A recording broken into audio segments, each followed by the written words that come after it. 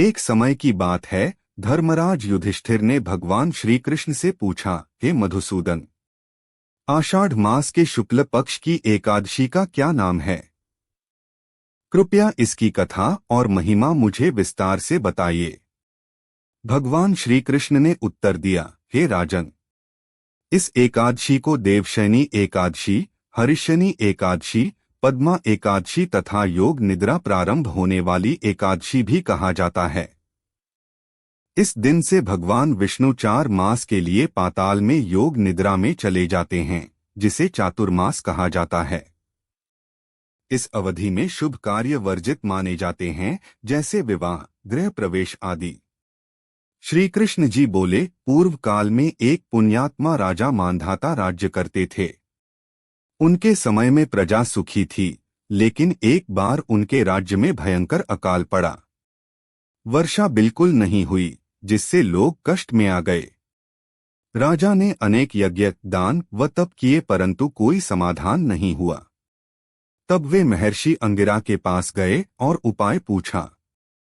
महर्षि अंगिरा बोले, हे राजन, आप अपनी प्रजा सहित आषाढ़ शुक्ल पक्ष की देवशयनी एकादशी का व्रत करें और भगवान विष्णु की पूजा करें।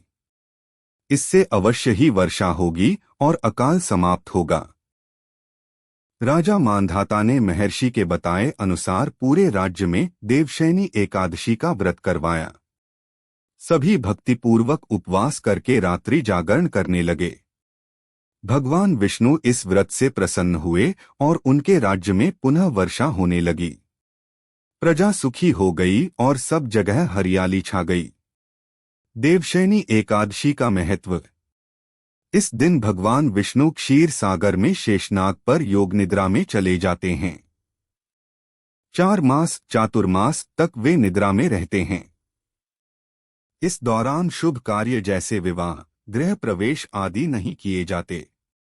इस व्रत से समस्त पापों का नाश होता है और मोक्ष की प्राप्ति होती है। व्रत विधि। इस दिन प्रातःकाल स्नान कर व्रत का संकल्प लें। भगवान विष्णु की पूजा करें, उन्हें पीले फूल और तुलसी अर्पित करें। व्रतधारी दिन भर उपवास करें और रात्रि में जागरण तथा भजन कीर्तन करें। अगले दिन द्वादशी को व्रत का पारण करें।